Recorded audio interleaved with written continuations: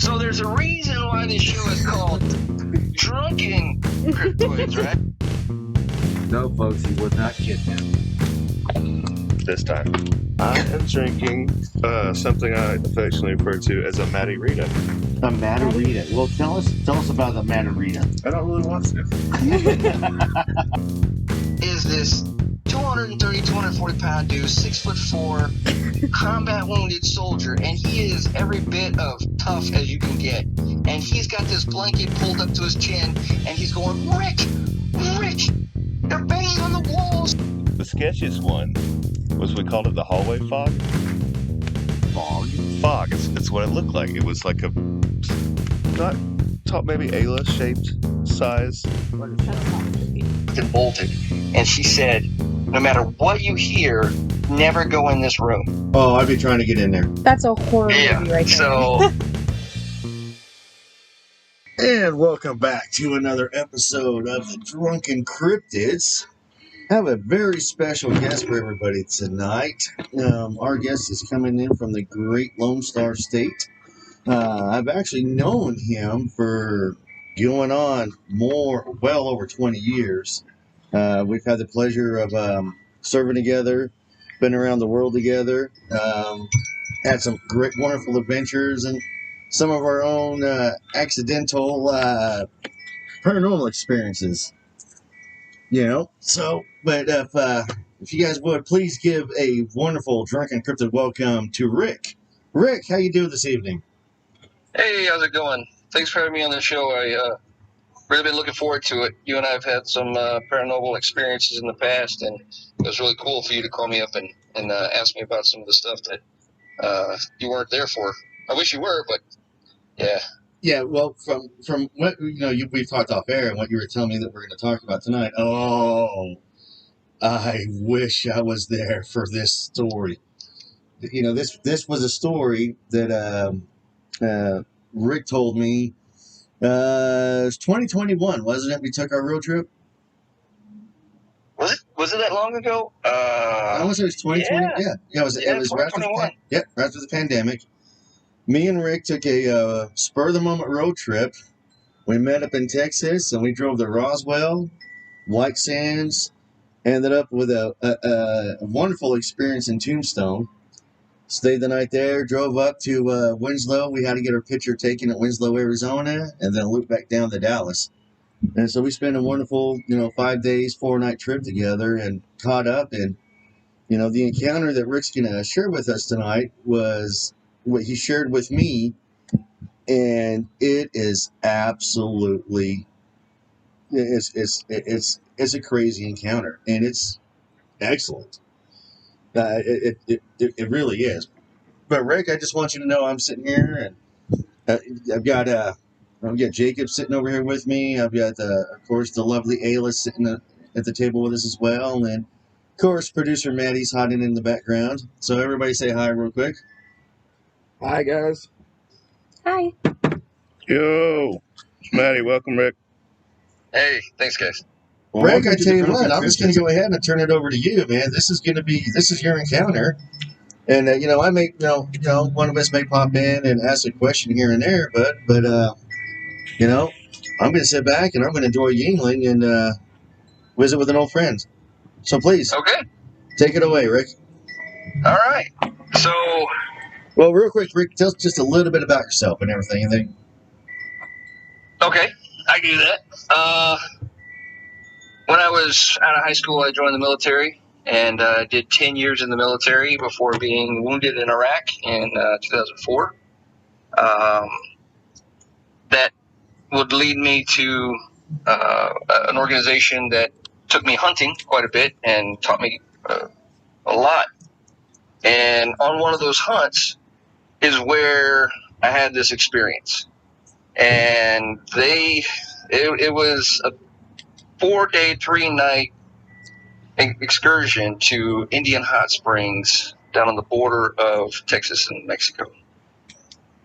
So, a little history on the place. Back in the 1800s, there was the 9th and 10th Cavalry Regiments, better known as the Buffalo Soldiers, were sent down there to find all the remaining Apaches in the area and push them out and capture them. Victorio's Apaches, which were still raiding and doing whatever they were doing. So the Buffalo Soldiers were encamped at Indian Hot Springs, and there was a large battle not too far away, and many of them were killed. And today there is a national monument out there that has the burial place of 6 of those Buffalo Soldiers out at Indian Hot Springs. So that's a little bit of the history with that. There was also, for who knows how long, really, the Indians have been going down, the Native Americans have been going down there to Indian Hot Springs for healing, because the hot springs, they provide some sort of relief from pain and things. Right. And when they were given smallpox blankets, hundreds of Native Americans went down to the hot springs, and they got into the springs and were just fine. And then when they came out of the water, hundreds and hundreds of people died. It was a very tragic event, but that's part of the place. Is a lot of death in those areas. Yeah, it's another. It's an unfortunate black spot that we have in the history of our great country here. Unfortunately, that some of these circumstances, and well, not circumstances per se, but these events took place. It's tragic. It's absolutely tragic. Can you? I do have a question. What's the closest major city that this place is located? This close to? I think it's about 100 miles east of El Paso. Okay. So it's out there. It's there's no real cities around there. You go off the highway, you have to know where to turn, buddy, because once you get off the highway, this dirt road goes on for like 40, 50 miles into nothing. This place is very, very isolated. But at one time it wasn't. At one time it was a national resort where a lot of people would go and get healing, or like a sauna, a spa type place. Similar to the hot springs that we have here in Arkansas. Yes, very similar. Right. World War II kind of shut it down, and it really didn't ever take off again. But there was one of the buildings that I'm going to talk about tonight was a hospital, and there was a lot of people that were brought in when they were hunting Pancho Villa. A lot of the battles that were going on, a lot of people were brought into that hospital, and a lot of people died there. So again, it has a lot of death associated with this area. It's pretty isolated, but it hasn't always been. So that's the history of the place. When I was there, let me just back up just a little bit too. So all right, so being a wounded veteran for us, you ended up getting sponsored. You were sponsored for this trip. Am I correct on this one? Yes, I was sponsored to go out there and hunt aoudads. So I was. Explain to everybody what those are. A very large mountain goat that we kind of hunt out there, hilltop to hilltop, mountain to mountain. Kind of. These are the Sierra Blanca mountains, the foothills of them, and it's very, very mountainous terrain once you get down towards the what do they look Rio like? Grande. Very, very large billy goats, very hairy. They do not taste well. I got the back straps, and they eat a lot of sage, so they did not eat as well as I was hoping. But, I can only imagine the sage. That's too much. That's too much sage for me. Yeah, so that's why we were there. And the first day we got there, we didn't do any hunting. We sighted our rifles, and we took a tour of the place, and we got a lot of the history. And when we first got there, this is where the story begins. I got my bags. I walked into the hotel, went to my bunk, dropped my bags, walked out of the hotel, and said, I am not sleeping. No, to myself. I didn't tell anybody. I just said, I'm not sleeping in that building. I'm not going back in that building. I don't want to be in that building. I'm going to sleep in the vehicle and not tell anybody. That was my plan. Well, why is that? I mean, did you see something? Did you feel something? I didn't see I didn't see anything, didn't feel anything. There was something in me that said, you don't want to be in here. You do not want to be in this building. And I just, okay, hold on. So I'm going to fall back. I'm going to fall back on that one. So, in our old profession, we'd call that like our little spidey senses were tingling. Is that what you're saying that took place, where your spidey senses were tingling? That is it. Something's wrong. I don't know what it is, but I'm not going back in there. That's exactly what it was. I do, at one point, go back into the building, but when I get to that point, it's like, I'll explain. But I decided that. I went back into the other building, which was a very large MWR building with a pool table, shuffleboard, TVs, couches. All right, can you explain? Hey, real quick, go kind of explain to the audience what MWR is, just in case somebody doesn't know. Sorry about that. Morale, Welfare, and Recreation. It is the recreational area there. It also had the kitchen and a long dining table, so that's where we also ate. Okay, well, just kind of do a brief description of the MWR real quick for the audience. Okay. And what the MWR does. So the building, the whole place looks like an old west town. There is no paved roads. It's all gravel everywhere. The buildings out front still have to where you could tie horses up to all the buildings outside the buildings. Nice. So there's the wooden railing before you get onto the porches, which every building has that. And when you stand on the porch, there's two large double doors. You open up the double doors, and there was probably 50 to 60 feet to the other side of the building. It was a very, very large room. Okay. And probably like 40, 50 feet wide. It was considerably large room. And like I said, the pool table was in there, the shuffleboard table was in there, and they plenty of room to play both of those. Mm-hmm. And then the long table, which was probably, 20, 25 feet long. I mean, it was a very, very long table stretched in the middle of the room. Well, Rick, was this an MWR sanctioned, sponsored a trip? No, I'm sorry about using that term. That was, it's not a military place. It's not a military organization. This was a private foundation that specifically works with combat wounded veterans. There we go. So there we go. All right, that's what I was curious about. That's why I started to get really interested. Okay, so this is a private foundation. They have the ranch set on up, and so they have the rec room. Is where the pool tables were at, the shuffleboards and everything, the kitchen? Yes. Okay. Yes. Okay. And I'm sorry, buddy. The kitchen, no worries. The kitchen was a set-off room all of its own. So the first night, we had the guide and two other gentlemen that were hunting that were wounded veterans. And the guide made mention about the place being haunted. Now, so the guy, is he from there? Does he live there, or how does that work? They are all with the foundation.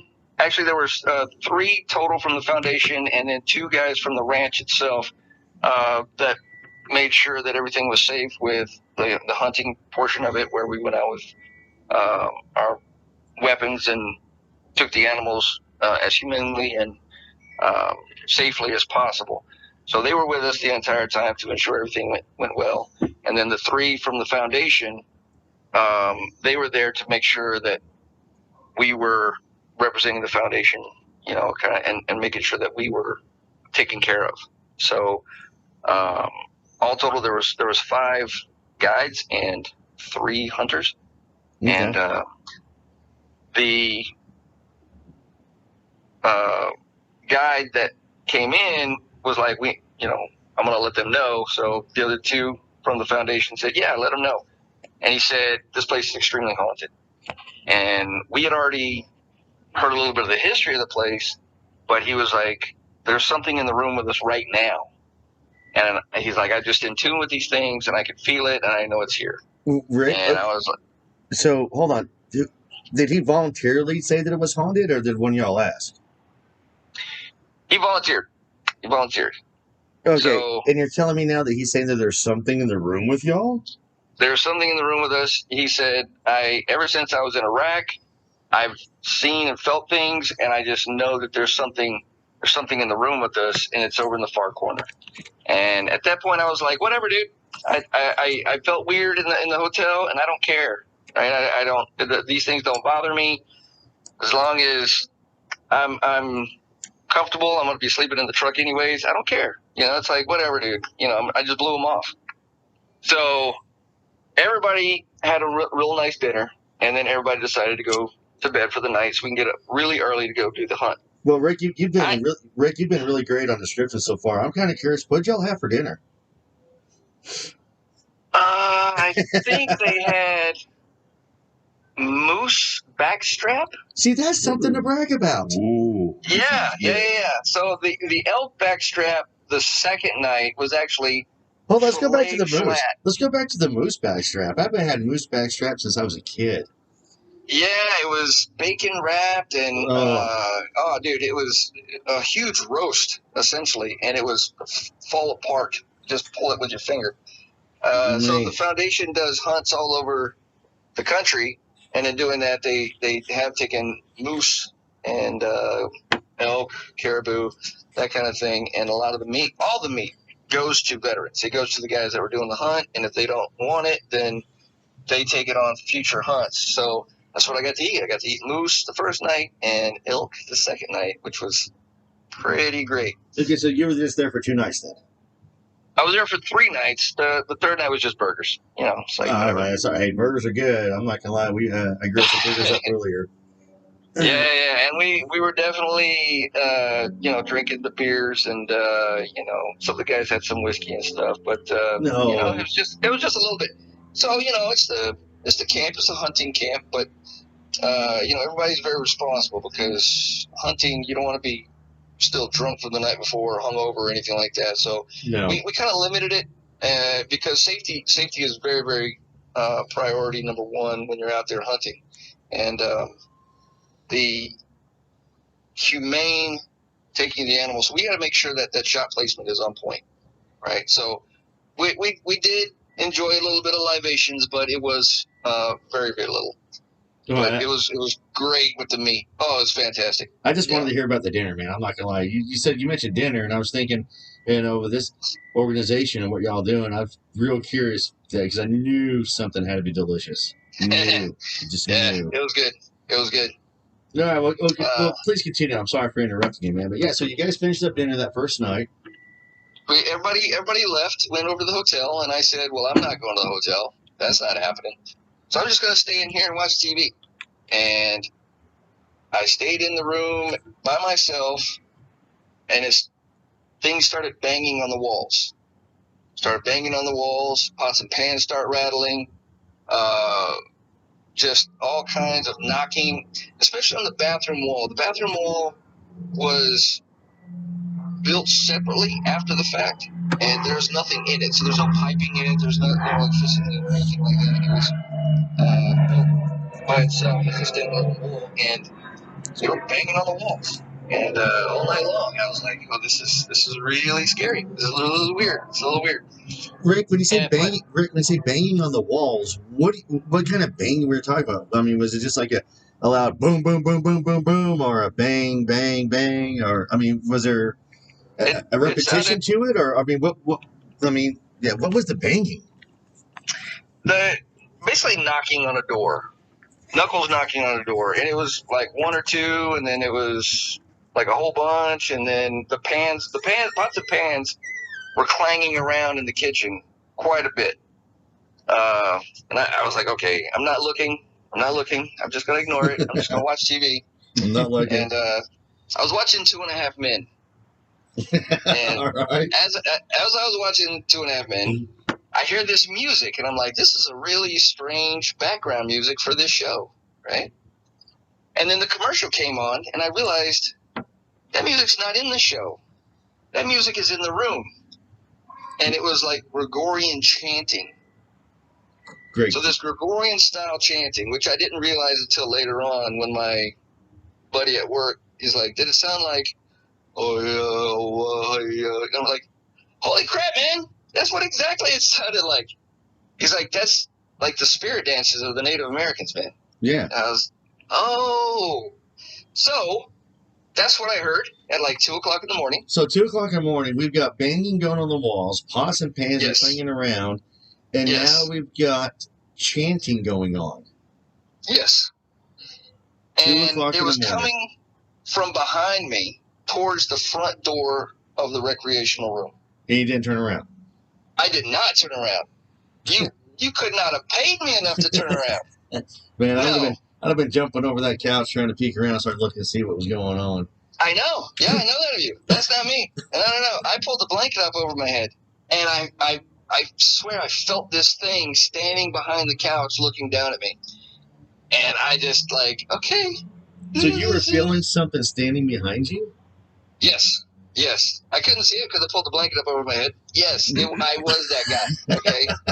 I don't mean to laugh. If something would have touched me at that point, I would have screamed like a 3-year-old girl. I was terrified. Oh. The chanting was still going on. I could still hear the chanting. I just curled up and waited until it stopped. And then the knocking stopped. And then everything just stopped. And I felt like there was nothing around me anymore. And I pulled the blanket down, and I was like, okay, that's super weird. I don't know if I should be more nervous now because I don't hear anything anymore, but about 5 in the morning, I finally went to sleep. This went on for 3 hours, or? This went on for about 6. Well, the chanting went on for about 15 to 20 minutes. Okay. The banging and clanging and all that stuff was going on for about 6 hours. It was all night long, almost, until the music stopped, and then everything stopped. And I was like, okay, that's it then. All right, I'm going to sleep. So I went to sleep at 5, woke up at 7, and it was a bit of a rough time. So we went hunting. Had a great time with that. The night comes again, and we have, of course, the elk, and everybody decides to go to bed again.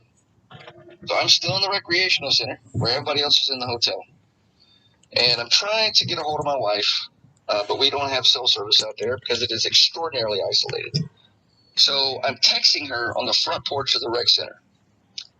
And I hear footsteps coming down the gravel road behind me, behind the side of the building. So I look behind the side of the building, and 200 to 400 yards down is the bath, and it's completely lit up, and there's nothing there.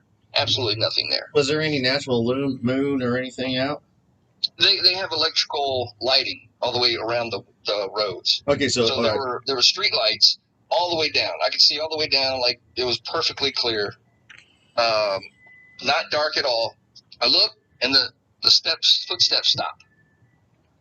And I'm like, okay, there's nothing there. Okay, so you were scared the first night and didn't look, but the second night you're peeking around the corner? I did. Yeah, it was just footsteps. I thought somebody could just be walking up. It could be anybody. Okay. So there were voices in the darkness that was on the other side of the hotel. That's where the Rio Grande was. All kinds of voices in the darkness. Now I convinced myself that it's probably just immigrants coming across the border, and maybe some cartel drug members. I didn't care. I just convinced myself that they were people out there in the darkness. Could you make out what they were saying? Could you get any words out of it? No. It was off in the distance. And it was just mumbling. I could hear them out there, but I couldn't make anything out. It was just in the darkness. And probably should have been more scared of actual people, but for some reason that was comforting. So I look around the corner. The footsteps stop. Nothing's back there, and I turn back, and the footsteps start walking down the gravel road again. I look again, and there's nothing, and the footsteps stop. The third time, I turned back around, and it started again, and I was like, well, I'm not looking. I'm just not going to do it. So... Well, Rick, do you think this was the same thing from the night before that was standing over you on the couch? I honestly don't know. There was this... old dog that was laying at my feet, and it was a pit, kind of old, mangy, and he was just laying there as I was trying to use my phone, and he cued on a deserted building across the street, which is an old cantina from the late 1800s that is under renovation, and there was completely pitch black, and this dog snapped too, man. And he focused on it. So I'm like, what do you see, boy? Well, what do you see? You know, looking through the darkness. And then he, like, I guess, itch on his leg or something. So he turns around and starts nibbling at his leg. I'm like, you stupid dog. And then the dog looks past me down the road where the footsteps were and starts growling. Yeah, that's a I sign. got up. I walked across the parking lot. I walked into the hotel where I swore I wouldn't go into. I walked to the back room, and I opened up the door where Dan and Dakota was. I sat down on the floor, and I said, if something's going to happen to me and I scream, then they'll wake up. So there I was, sitting on the floor, waiting till the morning in the complete dark, and they did wake up, and they were not happy about me sitting on the floor in the middle of the room. But I bet that was a little creepy. it was, yes, it was pretty creepy. But I told them, hey, no, if something happens, you'll know because I'll scream, and I'm just going to sit here until the morning. And that's basically what I did. But all night long, there was weird things in that room.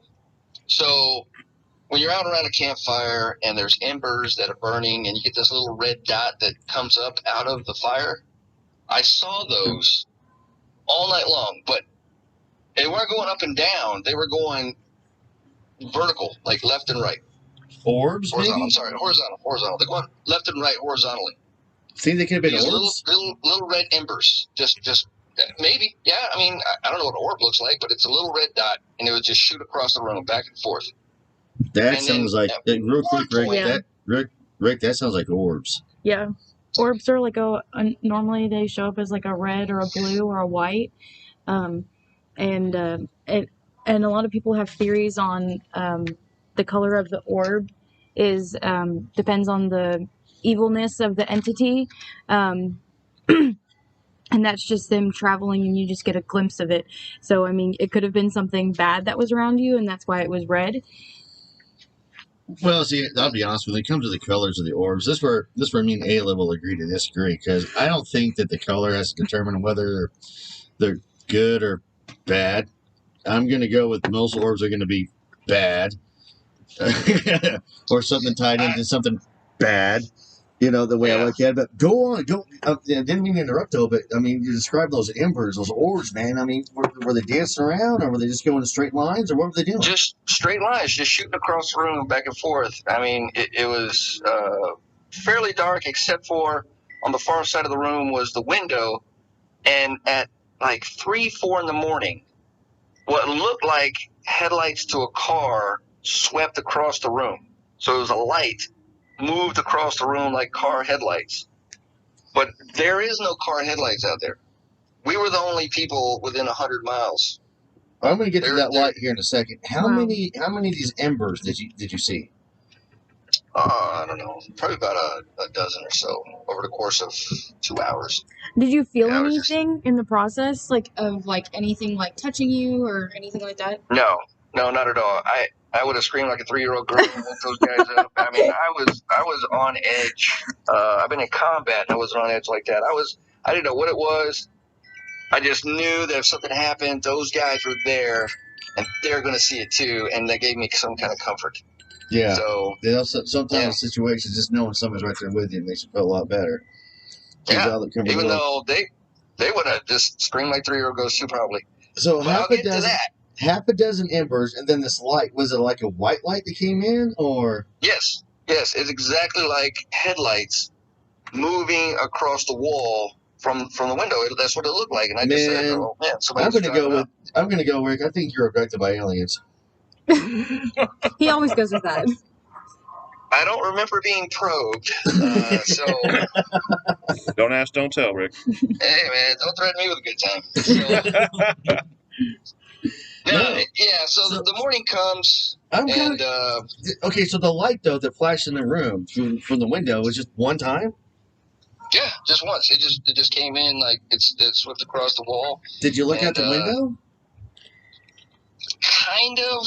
I didn't really make my way across the room. I just kind of looked up and looked out the window a little bit, but not really. No. I mean, I kind of there was a little crack in the blinds, so I could kind of see out there, but I didn't see anything.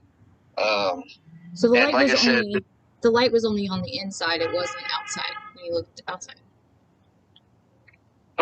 right. But the whole place is lit up outside by the street lighting, right? So I mean, I don't know where that came from, but that's what it looked like. Now it could have been something else, but that's what it looked like. It looked like headlights going across the wall. Now, was this in the process of those ember things flying around Yes. like the same time? Yes, same time. And then the embers continued? Yeah, they came till about 5 in the morning, 5:30, something like that, when the sun started to come up a little bit.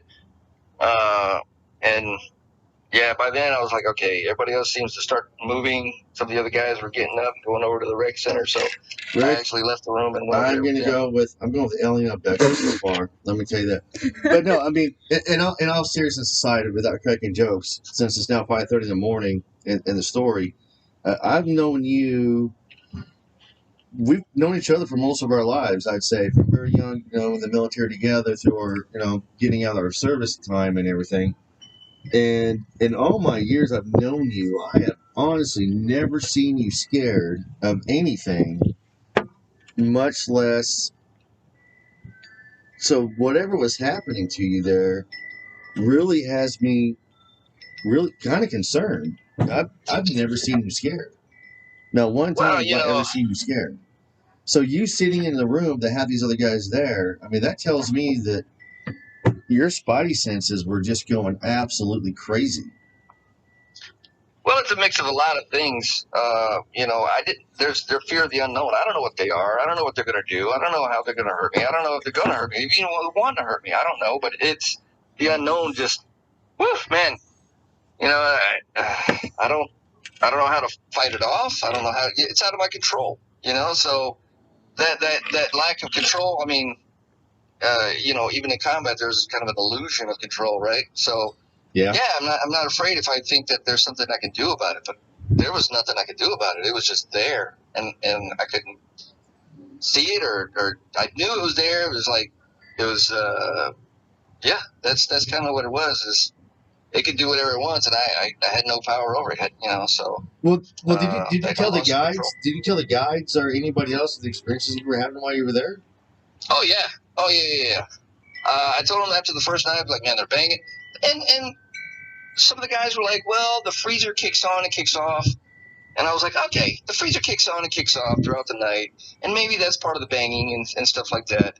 So, yeah, all right, I'm gonna try to blow that off. And I do. I want to blow it off, right? I don't want to think about these things. I kind of like try to rationalize, like the voices in the darkness. That's the cartels, so it's better, it's like, the cartels I can deal with. I've been in combat. It's like I don't want to, but it is what it is. So the unknown is really frightening. And the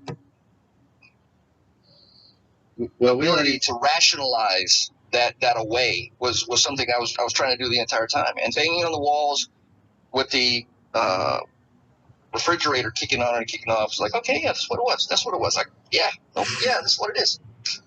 So we wake up and we do the hunt again. Bagging all day. It's great. It's a great day. Did a lot of good stuff. And we came back that night, and I got a plan. I got a plan now, right? I'm ready. I've slept 2 hours in like the last 50. So, I'm like, dude, I'm getting some sleep tonight. But I'm going to go to sleep. Yeah. I'm going to go to sleep before everybody leaves to go to the hotel. So I just sleep through it. Right? So it'll be okay. So I went to sleep at 8 at night. And everybody was still in the room. And I slept like a baby. Oh, it was great. It was so good. I slept in the rec room. 5 o'clock in the morning, I hear, Rick. And I snapped too, like I was in basic training. What's going on? What's happening? And Dakota is on the other couch, and he's got this blanket. Now, Dakota is this 230, 240-pound dude, 6'4", combat wounded soldier, and he is every bit of tough as you can get. and he's got this blanket pulled up to his chin, and he's going, Rick, they're banging on the walls, Rick. I'm like, oh, bro, I told you guys. Oh, yeah. He's like, dude, the pots and pans, they're banging and rattling in the kitchen. I'm like, yeah, I told you that all that stuff is happening. And he said, there was a guy standing in the door of the kitchen. I said, what did he look like? He said, I didn't look. I'm like, no, I just pulled the blanket up and I called you. I'm like, oh, bro. Okay. So, yeah. So Dakota, he was up all night in a rec room, and he experienced all the stuff that I had the first night because he stayed there and watched TV the whole night. And when it got too bad, he woke me up. Yeah, and, wasn't no freezer that night, was it? It was no freezer. It was absolutely no freezer. And we talked about it the next day. We had a great laugh. They obviously were laughing the fact that I was in their room at 2 o'clock in the morning on the second night. What are you doing in here, man? I was like, yeah, okay. What would we have done? I was like, I don't know what you would have done. I would have screamed. You would have woke up, and then something would have happened. I don't know. You would see it and believe me. You would see it and believe me. Yes, see it. It's choking us. I don't know what it's doing. It's beating us or something. But you see it, right? You see it. So what if it's Dakota got to see it. What if that's a hot spot for aliens? Oh my god. So the person that maintains. What if there's a lot of cattle mutilations in the area? That I don't know. That's something to look into. Yeah. I mean, there's a lot of traffic from migrants and from, like cartel and stuff. So if they're moving through and there's cattle, it may just be migrants, trying to get something to eat. So, it's hard to say, what's paranormal, what's not paranormal. But the rancher that maintains the property out there, when she was telling us the history of the place on the first day, she made mention that very often you'll see across the border, the large Sierra Blanca mountains, there will be lights that come up out of the mountain. So it comes up. And there it is. There's the UFOs. There's the light. There's the abduction. Gotcha. Knew it. Yeah. I knew it. Yeah, so I didn't see any of those orbs. I did look for them, but apparently a lot of people do see off in the distance these very large lights coming up out of the mountains. Interesting. So that's crazy. Can't say anything about that, but that is something that is reported out there. Okay, so at night, when you were hanging out at night, though, you didn't see anything up in the sky or anything like that at all? No, I didn't really. Beautiful, beautiful West Texas sky. A lot of stars. Yeah. Very gorgeous. Beautiful country out there. Nothing out of the ordinary in the sky. And I did look. I looked at the Sierra Blanca mountains when I was kind of walking around at night, and did not see any of that. So, but I did see those orbs crossing in front of me. I guess that's what they are, the orbs. I just called them embers. I kind of like your description of the ember, to be honest with you. I mean, that's an excellent description of what, when you have a fire going and, the embers kind of popping off, stuff like, the sparks kind of fizzle there, sit there. Do they move in that kind of way? But you said they just went straight lines. No, they just zipped across. Yeah, zipped across. So there was one other thing about the hotel. When we were getting the tour, the rancher took us to all the rooms and said, this is your room, and everything like that. She took us to a back room, and the door was locked and bolted. And she said, no matter what you hear, never go in this room. Oh, I'd be trying to get in there. That's a horror movie right there. So she says that the hotel, of course, that was the hospital for so long. And if you're bringing soldiers or wounded back to that hotel or that hospital, if they're dying and they're dying, you don't want them around people who are not dying because that affects them emotionally. The triage. So, right. So when they triaged, the dying went to that back room. So that's where they were mostly dying. No, we saw the same practices too, though. You know that we separate everybody. Absolutely. Yeah. Was there anything that, while you were there, came from that room? Was it the banging that possibly came from that room? No. That was in the hotel, and I was in the rec center, rec room. So that was two different buildings. Okay. And the rec room, that's where all the banging and pots and pans in the kitchen and all that kind of stuff. That's where all that stuff took place. But the hotel, I walked in there and I walked back out and I said I don't want to go back in there. And it was only when I was completely terrified and just needed somebody to hear me scream that I went back into Dan and Dakota's room. So, yeah, that's that haunted Indian hot springs. Rick, that There is so nothing after you said Dakota woke up, right? Woke you up? Yeah, I got up, made some coffee, and by the time I went back in there, I guess he had fallen asleep because he was up all night. And that morning when we got up, we packed everything up and we headed out. So, all told, it was actually a really good trip. It was really, really good. Yeah, minus the fact that you got 2 hours of sleep and 50 hours. You had orbs. Things were keeping you awake. Something standing over you on the couch. Footsteps coming down the roadway. The dog gnawing on his leg. So literally every experience you had was at night. Yes and no. There we go. So there was one other thing. It's not. I don't know. I don't think it's paranormal. It's just weird. Well, Rick, that's what this show is about. We are all about the weirds, and this is a Jesse's zone, but And the crazy and the paranormal. Right. Yeah. So by all means, share away. Yeah. Everything I've told you has been at night. You're exactly right. And everything that was really happening, even that first night when the guy said there's something in the room, that was probably about 7 or 8 o'clock. So it was already nighttime. I guess that, when he had mentioned it and said that he felt something in the room. But there was one day where I said, well, let me check out the hot springs, right? So they have a bathhouse. I go down to the bathhouse and I run the bath. It's like a tile tub that's 8 to 10 feet long, 3 feet wide, very large. That sounds relaxing. The water, it was great. Yeah, the water was very hot from the hot springs. It was very relaxing. So I got my swim trunks on and I ease down into the water and I lay back and a bat, like a 1.5 foot long wingspan, flies into the bathhouse. A bat? A bat. It flew around the room and landed at the end of the bath facing me. Hold on, like upside down or upright?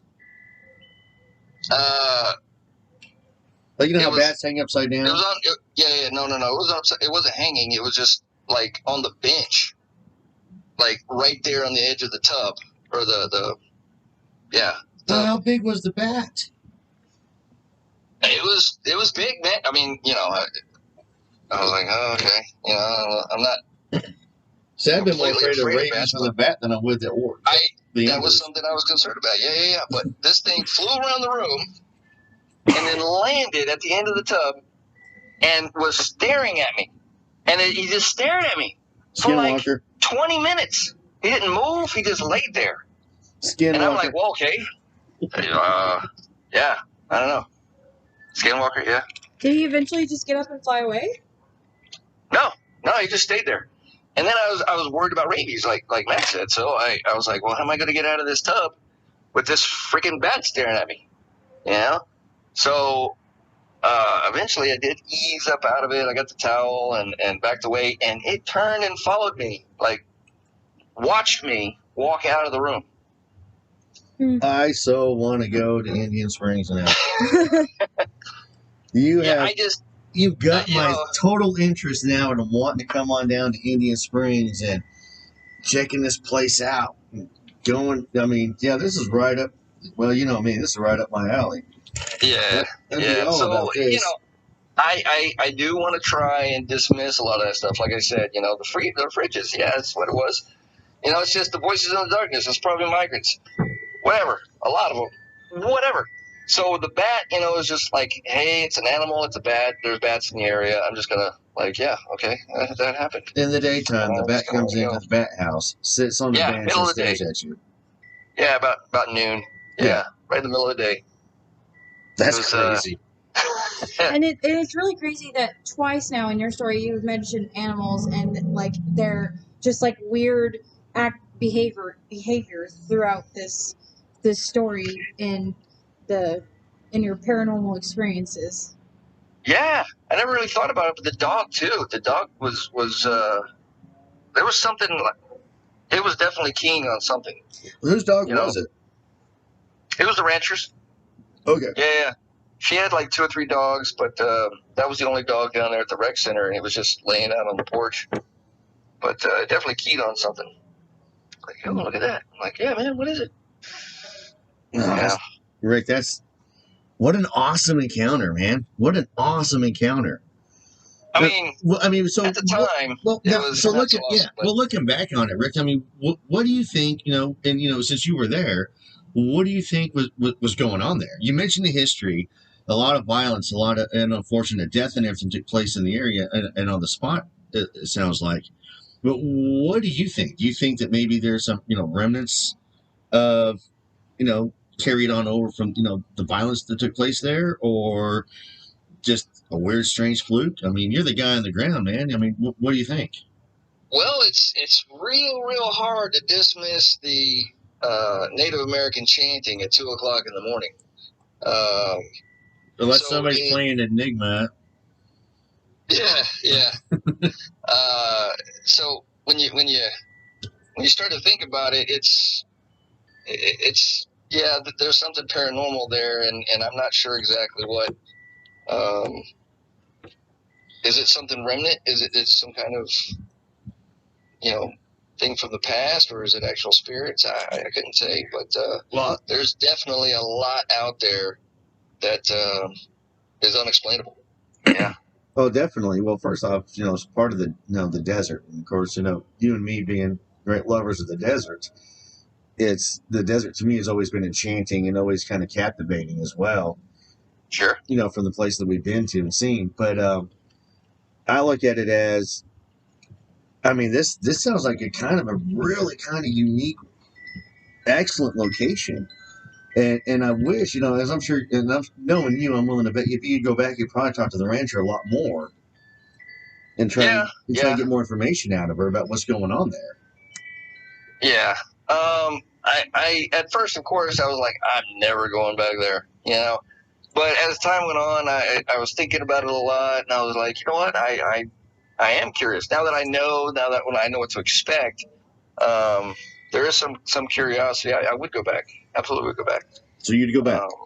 Yeah, I'd go back. It is private property. It is privately owned. It is a historical place, labeled historical from the Historical Association of Texas. So, it is that, but at the same time, it is private property. Yep. So, I'm going to be able to go back anytime soon.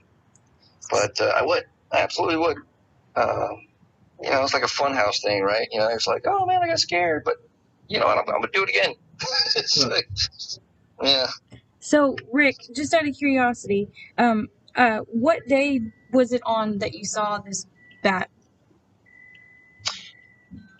Oh man, I honestly couldn't tell you offhand.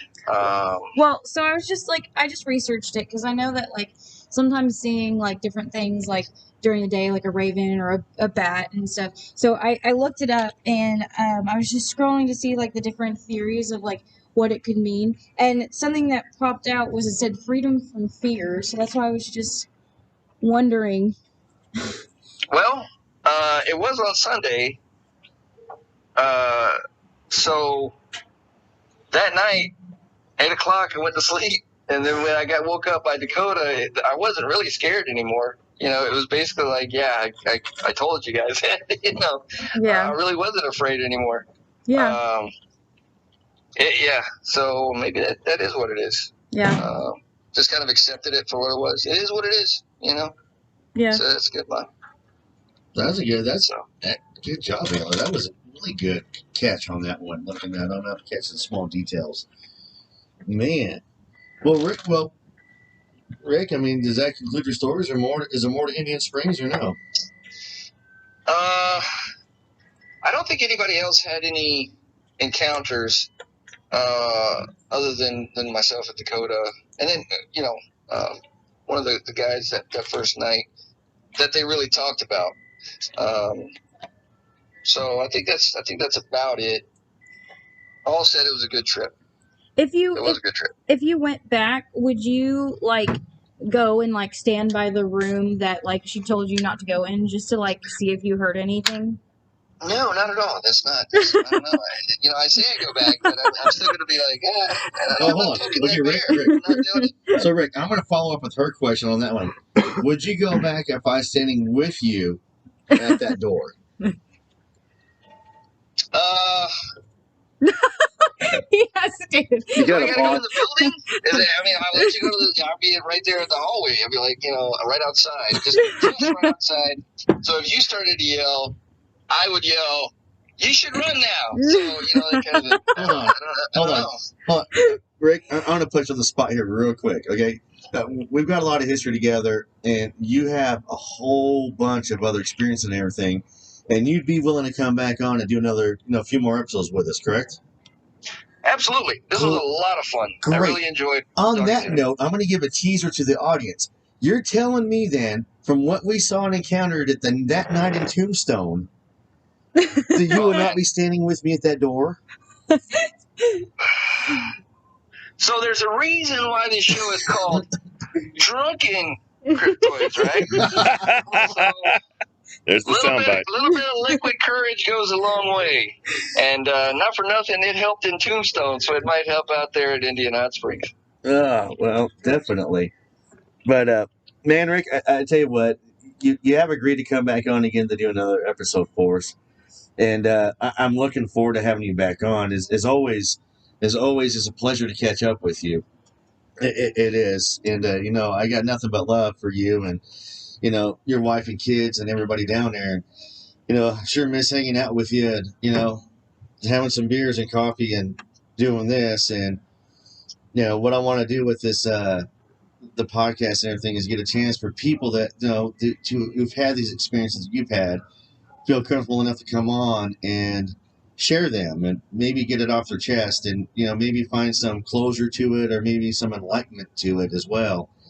But, Rick, I'm and we're getting kind of late here and everything, and I just kind of want to thank you again, brother, for coming on, and just want to share nothing but love for you. And just let you know that I miss you. Yeah, brother. It was a great time. It's a great time. I had a blast. Yeah, well, maybe next time we'll tease them a little bit more with Tombstone, but I know you've got some stories coming on in here in their place and everything else like that. So, yeah, I just want to say thanks again. Yeah, man. Yeah, that was a good story. Very, very kind of nerve-wracking too, and all that when you say about the banging and the chanting too. So. Yeah, honestly, Yeah. I was real interested in your story, especially with the animals, because we were just talking about how animals are more intuitive, and I appreciate you sharing the bat story as much as crazy as it sounds, but we all have crazy stories that we think are crazy, and I know I do, but I love the bat story. I'm just picturing. Hold on, Rick. I'm just picturing you naked, not like that, in the bathtub. With this bat sitting on the bench, staring at you. It did occur to me that bat was like, that's a lot of hot sexiness right there. It was sexy. I'm not gonna lie. It kind of reminds me of this for me real quick when I was when we were at Fort Hood and I had to go and relieve myself. And I had to dig a hole, and I'll leave it at that for the audience. And there I am, fully exposed to the world, and in the brush it starts moving. And I'm thinking somebody's walking up, and I said, hey, I'm here. And the skunk walks out. And he is 4 feet from me. There I am, fully exposed, and all I'm thinking of is, I'm going to get sprayed like crazy. And, of course, you're right in the middle of anything. Can't stop it. Yeah. So there I am. Skunk's looking at me. I'm looking at Skunk for about 20 seconds. We made eye contact. And this skunk just turned and walked right back the way he came, and I was absolutely relieved. Are you sure the skunk didn't get a smell of your business and was just impressed? He might have been. He might have been. It might have been a Pepe Le Pew kind of situation there. So, but Rick, man, again, I appreciate you. Thanks for coming on tonight, and make sure you give my love to the family. Tell them I said hi. Will do. Well, everybody, thank you very much for enjoying another wonderful episode of the Drunken Cryptids. Please make sure you like and share and subscribe. Give us a 5-star rating, share it with your friends, let your friends know who we are. The more people that know about us, the more stories and encounters we can get. And maybe we can finally find some wonderful evidence of maybe somebody being abducted, or my favorite cryptid of all, Mr. Bigfoot. So again, thank you guys very much. Please don't drink and drive. Stay safe. Have a wonderful evening. And cheers. Cheers. Cheers. Cheers.